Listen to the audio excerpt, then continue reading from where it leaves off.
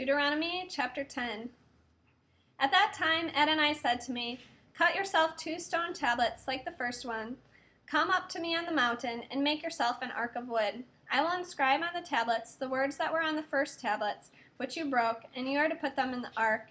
So I made an ark of acacia wood and cut 2 stone tablets like the first, then climbed the mountain with the 2 tablets in my hand.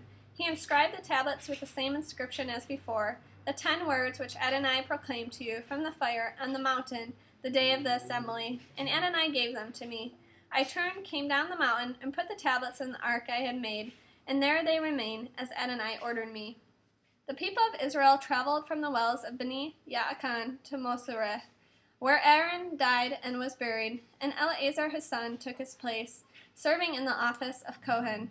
From there they traveled to Gudgad, and from Gudgad to Yotvata, a region with running streams. At that time Adonai set apart the tribe of Levi to carry the ark for the covenant of Adonai, and to stand before Adonai to serve him and to bless in his name, as they still do today. This is why Levi has no share or inheritance with his brothers. Adonai is his inheritance, as Adonai your God has said to him. I stayed on the mountain 40 days and nights, as previously, and Adonai listened to me that time too. Adonai would not destroy you. Then Adonai said to me, "Get up and go on your way at the head of the people, so that they can enter and take possession of the land I swore to their ancestors that I would give them."